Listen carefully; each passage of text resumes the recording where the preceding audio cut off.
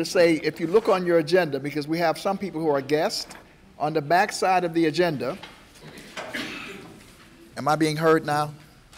On the back side, there's a word about the Pan African Unity Dialogue.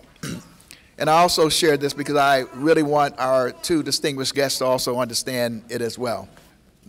The Pan African Unity Dialogue meets 4 times a year, and it is based on the notion that we as African people can practice Pan Africanism right here. But what we are experiencing rapidly now is the black community is diversifying. I can go to Jackson, Mississippi now and get some jerk chicken. I couldn't do that 30 years ago. And I like jerk chicken, so I'll be checking out jerk chicken everywhere, Chicago, wherever I can go, right? There are 50,000 Nigerians are now in Houston, Texas. 50,000. That was not true. But the question becomes, and we have Haitians, we have Afro-Latinos, we have people coming from all parts of the world, even in Harlem, even in the city of New York, where Africans were always here. Now we have now sections. Little Senegal, Little Ghana, now the Bronx is competing, you know. So the point is, even though we may be in the same spaces, it does not necessarily mean that we're connected to each other. The Pan-African Unity Dialogue is a place where we connect, where Continental Africans, African Americans, Caribbean Americans, and Afro-Latinos, because there are also over 100 million or plus people of African descent throughout Central and South America as well. So that's what we do. We come together 4 times a year to exchange information. It's an invitation-only scenario. There could be many more people here, but as you went around the table, you saw the selection of people who are here. So I just wanted to get that out front so people understand what it is that we're doing. Now we want to welcome Her Excellency Fatima Mohammed. Would you give her a big round of applause, please? Thank you so much.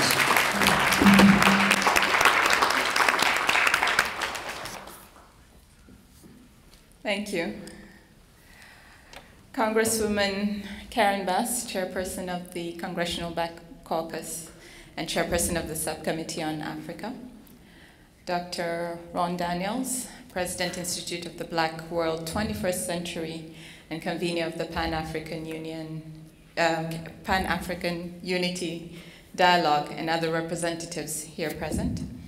Representatives of the African, Caribbean American, Afro-Latino, and African American communities, distinguished guests, ladies and gentlemen, brothers and sisters, Assalamu alaikum, peace be upon you all. I bring you greetings from the 55 member states of the African Union and the 1.27 billion brothers and sisters from the African continent. And it's really genuinely an honor for me to be here today, and I thank the leadership of the Pan-African Union Dialogue for this kind invitation and for the opportunity to connect. And it's even more of an honor for me to be here on this day where you're commemorating the Malcolm X, whose trajectory has embodied the fighting spirit of civil rights, the civil rights movement, and in the words of Spike Lee, the manhood of the spirit of resistance. Today, his spirit lives on, and the opportunity that the platforms and organizations such as the Pan-African Union Dialogue offers enables conversations around who we are, where we have come from, and where we're going as a people. Ladies and gentlemen, I would like to share with you just some background about the African Union and some information about the work that we do. As most of you are aware, the African Union was transformed from the Organization of African Unity in 1999. And at that time, the heads of states issued a declaration calling for the establishment of the African Union in order for us to accelerate the process of integration on the continent and to enable it to play a role in the global economy while addressing some of the socioeconomic and political challenges that we had at that time. Today, the African Union comprises of a number of organs, and one of them being the African Union Commission, which I represent, and we have 7 representational offices around the world, 2 of which are in the United States, here in New York, to the United Nations, and in Washington, D.C., to the United States.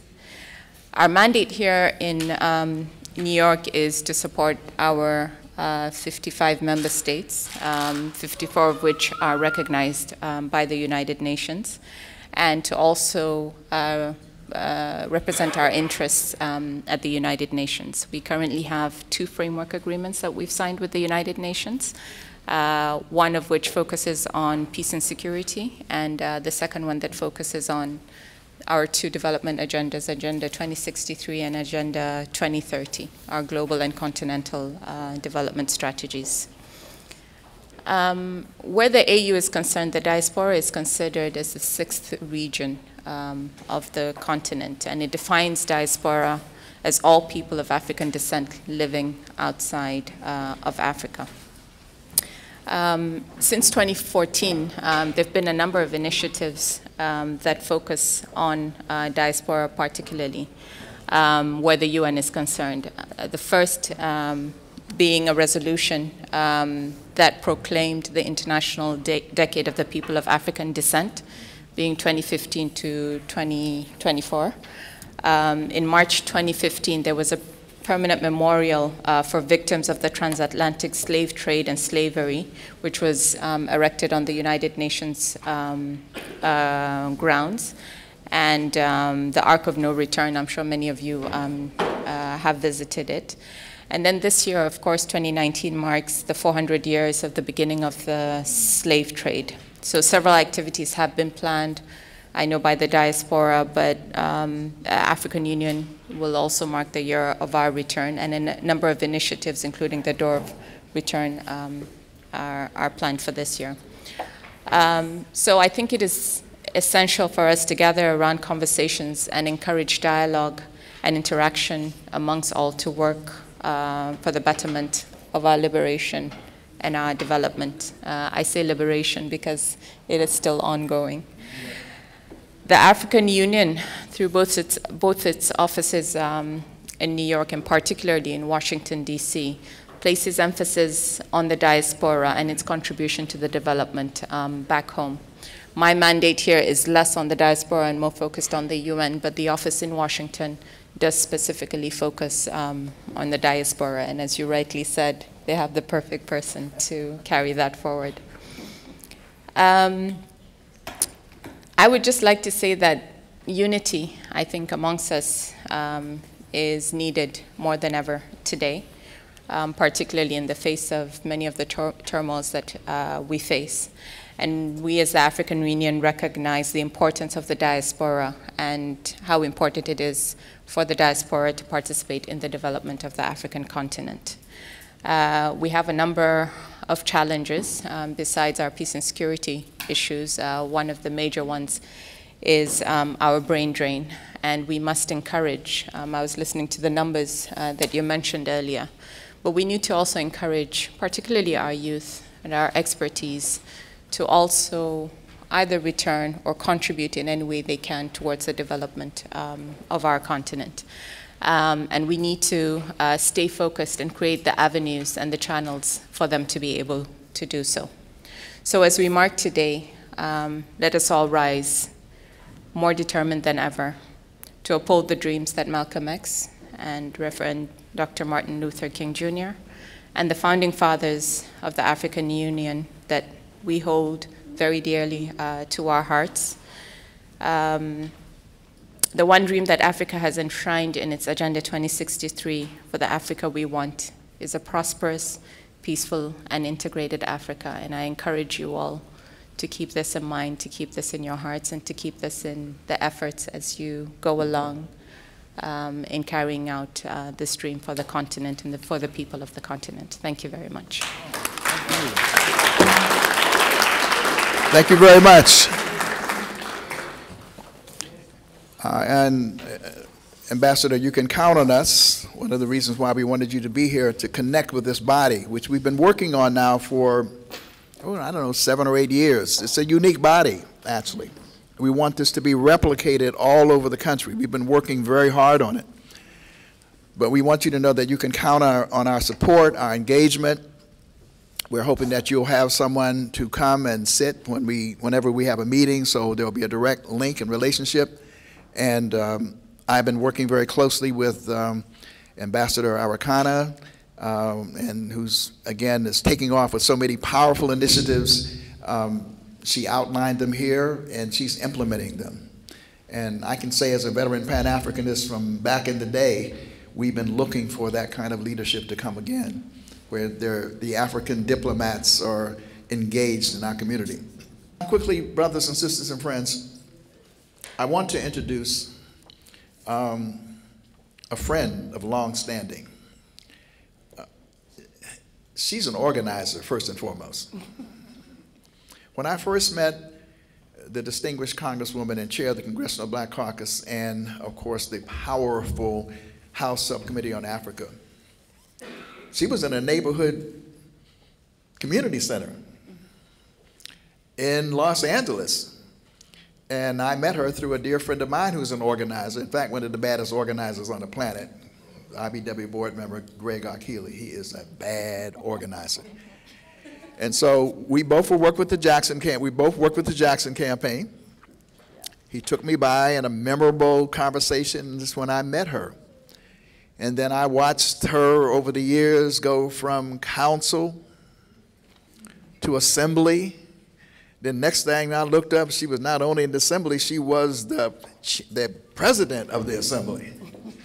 I said, whoa, is that the same Karen Bass that I know from out there in Los Angeles? And, well, no, but there's more to come. Then she became Congresswoman Karen Bass. And of course, in that position, because of her roots, we have been working with her already on some issues around Africa, particularly in terms of issues that we were talking about, and we invited her, and, you know, she's very busy and so forth, and she accepted. But in the interim, then she became the chairperson of the Congressional Black Caucus. I said, whoa, I know some important people.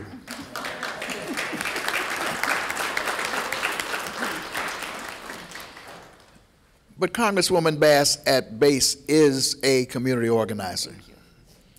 And I was privileged to be at a meeting with Mel Foote, and you all know Mel Foote, constituency from Africa, and she spoke about Africa policy, and one of the things that I liked most was she was open. What do you think? What are your ideas? You know, and sometimes you don't get that in elected officials, you know, but she was very open. She really wanted to hear and whatnot. And so, Congresswoman, we're so delighted that you would take time out of your very, very busy schedule today to come to share with us. We've been wanting to come have you be here to see this formation, but also because we have ideas and issues that we've been talking to you about, but so that you could give us your sense of Africa policy and what you see and how you're moving. And then, of course, we want to open it up to a panel of people to give you some questions and dialogue. So would you please welcome Congresswoman Karen Bass, chairperson of the Congressional Black Caucus. Give it up. Give it up. Thank you. Thank you. Thank you. Well, good morning. It's very nice to be here. I'm honored to be in your presence, listening to all of the various organizations and individuals that are here. And it's wonderful to meet you, Madam Ambassador. And as Mr. Daniels said, we have known each other for many decades, and the best compliment you can give me is that I'm an organizer at heart, because that's the truth. And getting into elected office was a conscious decision to move to the inside after spending many years working on the outside and also working on Africa-related policies back to the anti-apartheid days. Except for we couldn't afford to go to the continent, but we worked in solidarity with the continent. But I really appreciate what you're doing here. This is so important, the idea of unifying all of our folks. And you know, I just want to go off a little bit, because you know, the issue on the border with immigrants, and I know everybody in this room is fully aware that there's plenty of Africans on that border who don't, Africans are people of African descent, Africans who are coming up from South America. So I'm from Los Angeles, so the border's just a couple of hours away. But we need to lift up that issue too. I mean, the first child that was stolen was a child from the Congo. And so all of the attention is placed on Central America. They don't acknowledge the African roots in Central America, and they use it as a way to pit us against each other. So I just really appreciate and respect the work that you're doing here. I also tell my brothers and sisters, if we want to see the black population increase in the United States, well, the only way that's going to happen is immigration. That's right. And so bringing in black immigrants is really critical. So when we have those immigration battles in D.C., I will tell you that we are all standing in solidarity. They keep trying to pit us against each other by talking about DACA and not talking about diversity visas and family reunification, which they've, you know, called something else now. But all of us, the Black Caucus, the Latino Caucus, the Asian Caucus, are standing in solidarity. We're not going to trade DACA for diversity visas. We're not going to let them do things to intentionally reduce the immigrant population from the continent of Africa. So I just really, really appreciate the work that you're doing. And you might hear in a few weeks, since you mentioned Marcus Garvey, I should tell you that you might hear in a few weeks that Trump pardons Marcus Garvey. So, yeah, I'm glad about that too, but we do understand where he's coming from and why he's doing that. I will tell you it was something that we struggled with the last administration. We weren't able to do it, so he's going to make sure that he does it and sticks it to us. So, as Ron said, I am very much interested in ideas here that people have for legislation or other things to do around the continent of Africa. The subcommittee that I chair now, that Democrats took over, is the Subcommittee on Africa. They try to divide Africa and call it sub-Saharan, but I don't acknowledge that. It is the Subcommittee on Africa. It also covers global human rights, global health, and international organizations. And I believe, since I have this opportunity to chair this, I want to know ideas and input on what a legislative agenda should be. I'll tell you where we're coming from in terms of the approach that we're using, but any input you have. And then I also tell you about some conflicts and misgivings that I have when it comes to some of the ways we can deal with the continent of Africa, and would love your insight on that. So 5 areas of focus, well actually 4. Focusing on governance, democracy, and human rights, you know, looking at those nations that are either manipulating their constitutions or human rights and civil liberties space that is closing up. And because, you know, because our country is in such a crazy state right now with this man who has, you know, no moral bearings, it then leaves us looking hypocritical to run around the world talking about elections, and how do I explain that the person that got 3 million more votes is not the person, you know, in the White House? And how do I talk about corruption when this man is the most corrupt president that we have had probably ever by the time they get done, but really hearkening back to the beginning of the last century in terms of corruption.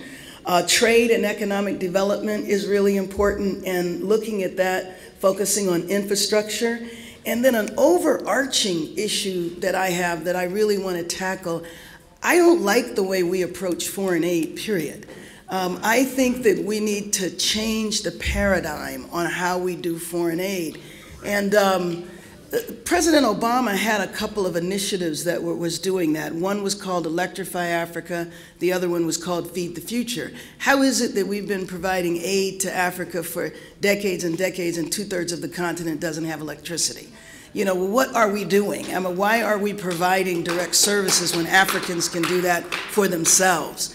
You know, Feed the Future, instead of sending food, and why on earth would we send food to Africa? That makes no sense.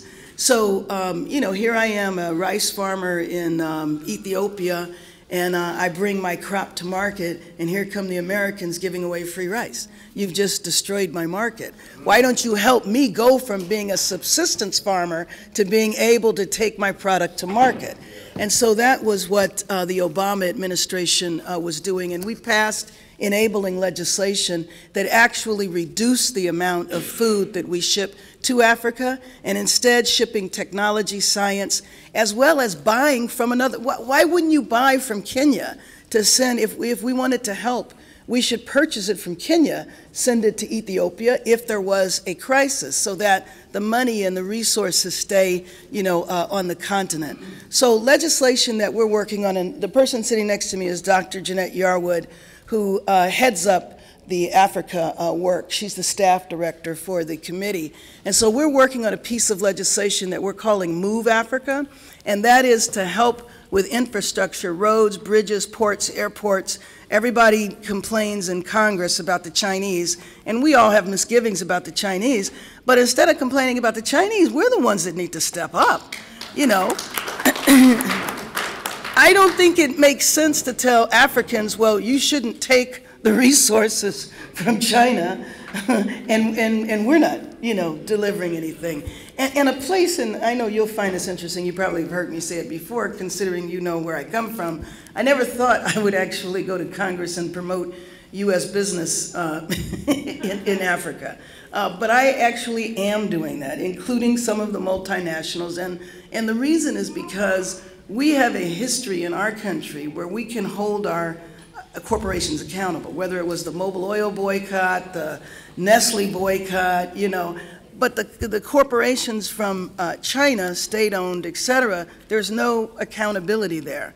And so I think that we should be, and obviously I would like to first and foremost promote African American, our African diaspora businesses, but one problem that our businesses have in doing business on the continent is just the sheer expense.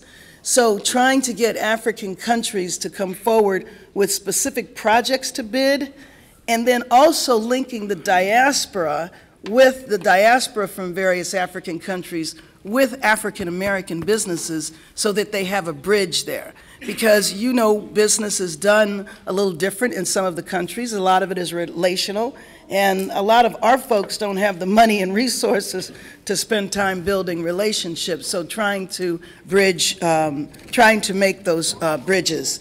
So I also need to tell you that we have, for the first time in history, 2 Africans in Congress. Yes. Ilhan Omar, who was a Somali refugee, is in Congress from Minnesota, and Joe Neguse, whose parents were Eritrean refugees, is in Congress from Colorado. I'm taking both of them next weekend to Addis and also to Eritrea, getting them involved in the work. So I'm very excited about that. The other thing is looking at the U.S. military, and we plan to do a congressional delegation later in the year to look at the military footprint, because what has happened in the Trump administration is our footprint seems to be growing, but we don't really know why. I mean, there's not a specific African agenda that we can point to, and frankly, even if there was, 10 minutes after he publishes it, he might tweet something completely different. He clearly doesn't know much about Africa. He did create a new country. What was it, Nambia? I think it was Nambia. Yeah, Nambia. And it's next to Wakanda.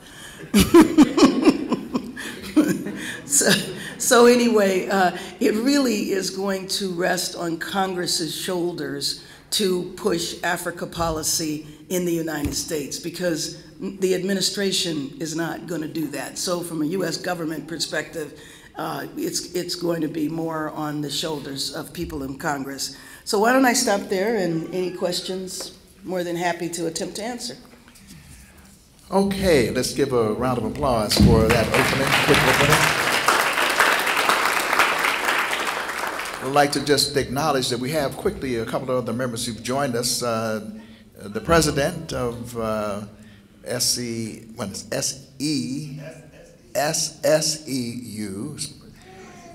Social Service Employment Union, 371.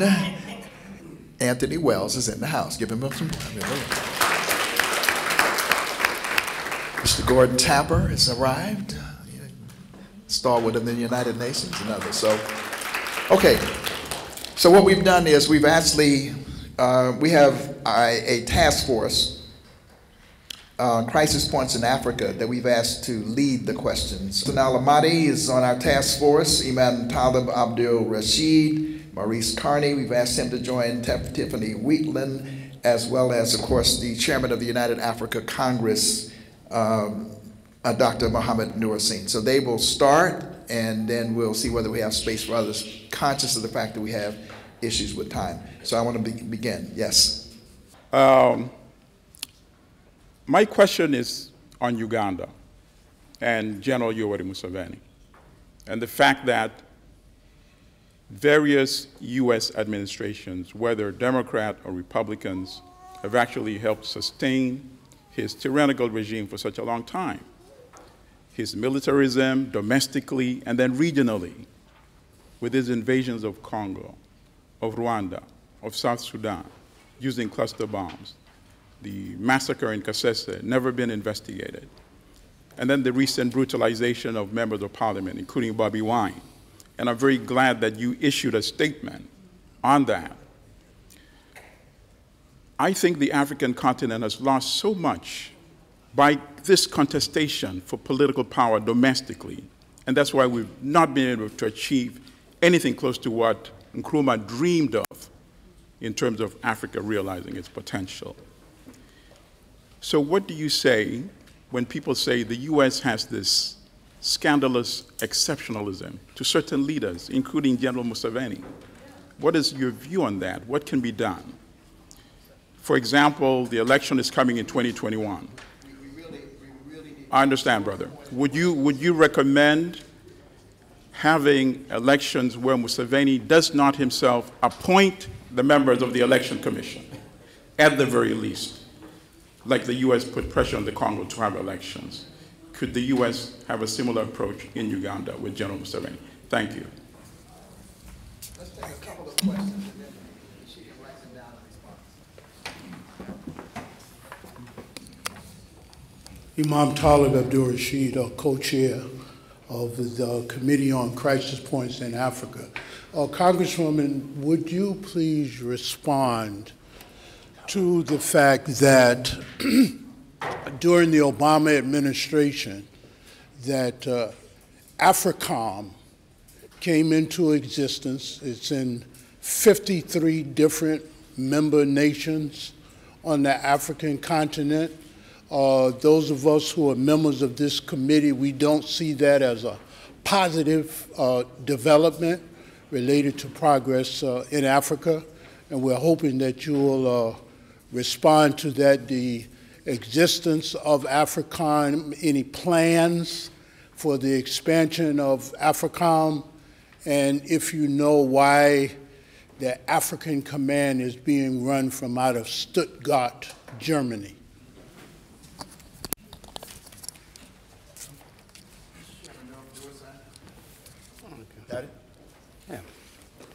Thank you again, Congresswoman Bass.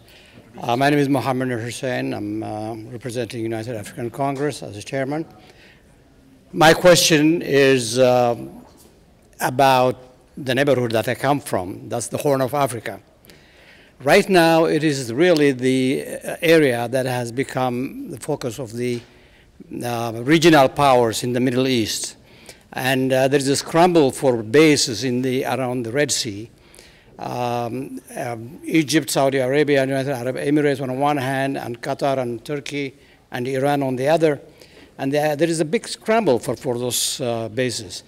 Assab in Eritrea is where UAE has naval and air facilities. They are even developing the Ottoman era port Suakin in the Sudan. The question I have is the African countries around the Horn are being drawn into the conflict of the Middle East.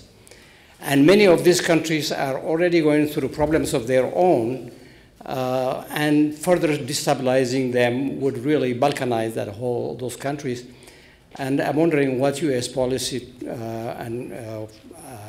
to that be, and how would the Black caucus, congressional caucus, take this as an issue? Maurice Carney, and then Mohammed for the last. Tiffany. Tiffany, Maurice, and then Mohammed, and then. Congresswoman Bass, welcome. I wanted to actually expand on some of the comments offered by Ambassador Mohammed in terms of thinking about this year, the United States and our commemoration of 400 years of African American presence in this country. Even prior to that, as you mentioned, the United Nations acknowledged that this is in fact the year of the people of African descent. And I think both of you referenced in your comments the increasing militarism on the continent, and obviously that is very much contrary to our interests and the interests of the diaspora. So I ask specifically in terms of thinking about how we can expand the engagement of the diaspora here with the continent. I know you cited some examples, but we're really looking for more concrete and intimate opportunities for the diaspora to not just do business with, but to return home and to expand investment, cultural exchange opportunities. What does that look like? What can we do to really ensure that these relationships counter some of our policies that have been more detrimental, particularly as the diaspora? What can our government do to assist diaspora to ensure that these relationships are strengthened?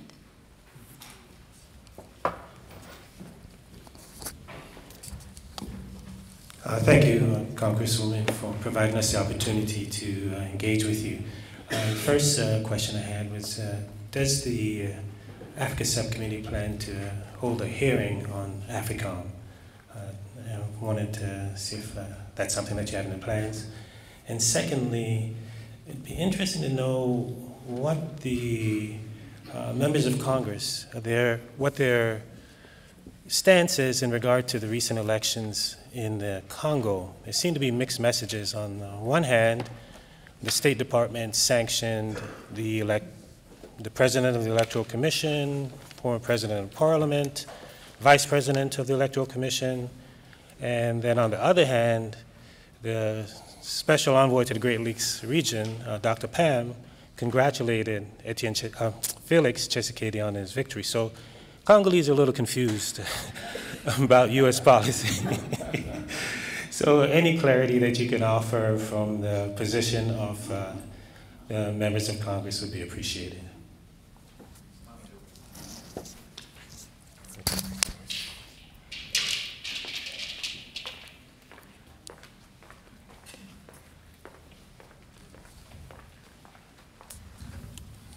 Thank you, Congresswoman, for your presence with us, and thank you, Ambassador Kyari, as well. So, well, first, thank you as a journalist for breaking this implosive news that Donald Trump is going to pardon Marcus Garvey. And what does it really mean for you and for us if it's the Axis, Roger Stone, Donald Trump, who are going to alleviate the suffering while Julius Garvey, the son, for 8 years hasn't been able to do it with the Obama administration? We have to explain that. But to the previous point that you made about the lackadaisical nature of a certain African action around Washington and how much we can garner our forces really to weigh into African policy. And thus we welcome your coming into this axis tremendously, because your service testifies actually to what you could do maybe. There was a time 20 years ago when there was a Trans-Africa, when there was Africa Action. Now we have the Constituency for Africa that really needs help, that needs power. So how do you see the lack of forces, the lack of pressure, and the lack of civil action from Africans in the diaspora and African Americans to weigh into legislation impacting Africa? Thank you for your questions. And let me just start kind of to begin. You know, U.S. policies, I mean, most certainly I'm not going to sit here and defend U.S. policies in a number of different ways. It has always been hypocritical. The difference now is that it's hypocritical and nonsensical. I mean, we don't know what the policy is going to be from one minute to the next, which is why I was trying to make a distinction between the administration and Congress. And so, you know, just take the DRC, for example. Yeah, that was crazy. I mean, how are you going to congratulate the guy that won under the dubious circumstances?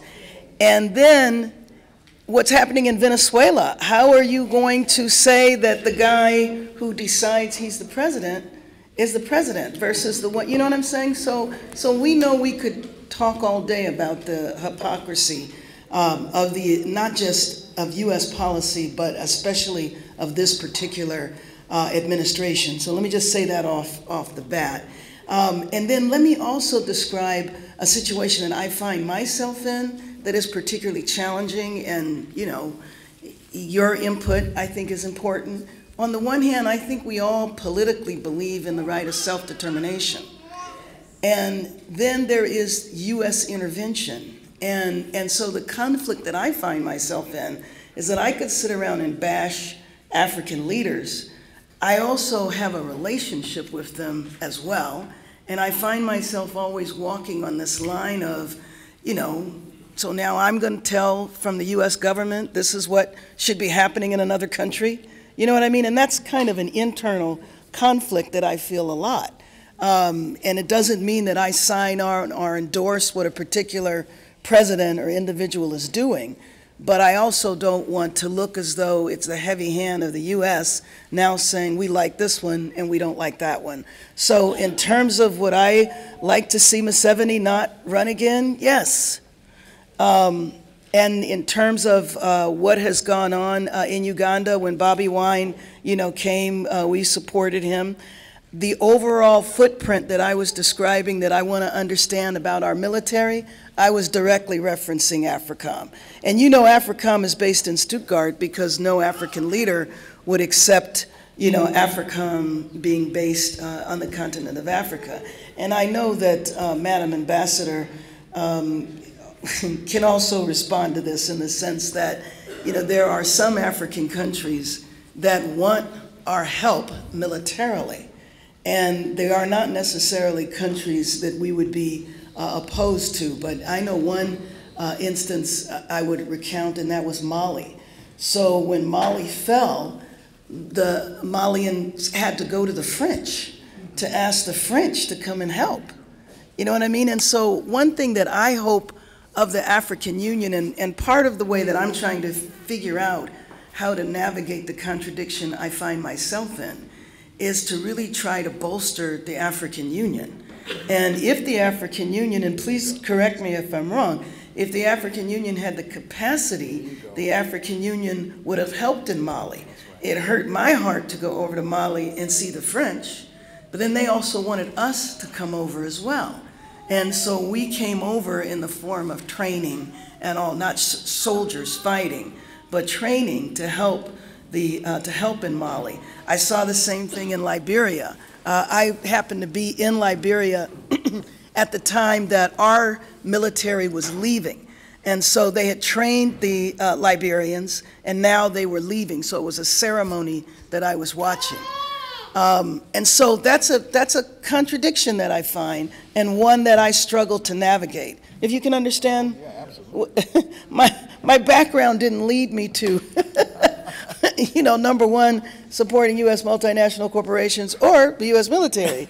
And, you know, I find myself in an interesting situation. In terms of the Horn of Africa and the military bases, I know that that's a real issue. I mean, the Chinese are definitely moving in on that space. But understand also that when I said that we're going to do a military congressional delegation, it's exactly to get to find out these issues. So will there be a hearing on AFRICOM? Yes. We do have one issue, though, and that is that my committee covers foreign affairs. It doesn't cover the military. There's another committee, armed services. So the way we're going to try to approach that is to have a joint hearing, because apparently the military people won't come to the Foreign Affairs Committee.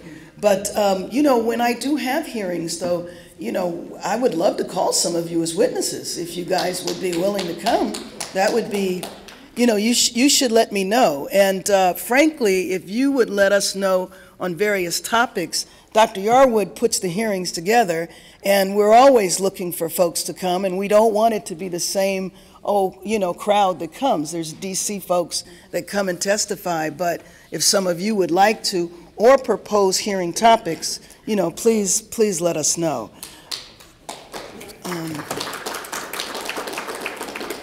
So in terms of the lack of civic participation in, and then also the issue of the 400-year anniversary, I think those two together, and what can we do to expand diaspora involvement? I always look for ways to do that. One of the things I started doing was I started holding African policy breakfasts, and because when I first got to Congress, I was so upset, number one, that we would have hearings on Africa and Africans wouldn't speak because all these other people were invited to talk about Africa, and then whatever country we were talking about, people would be sitting in the audience, the Africans would be sitting in the audience while we're talking about their countries, and that was just so offensive to me. So we started having Africa policy breakfasts where we invited the whole community to come and to speak and all. And so now that I'm chairing the committee, I was thinking I might not do that because I can probably use the committee process, but I'm always willing to host events. And I like to do that on the Capitol because the Capitol, I mean, we built that darn building. I mean, our ancestors built that place.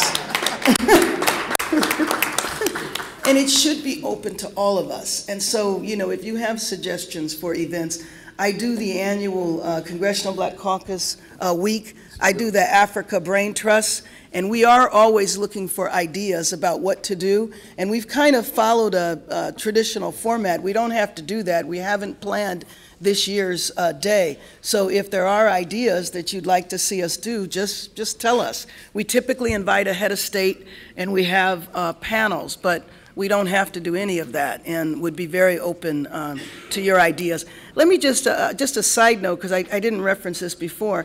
You should know that now in the House of Representatives, there's 235 Democrats, 55 are black. So the Congressional Black Caucus is 55 members. All right.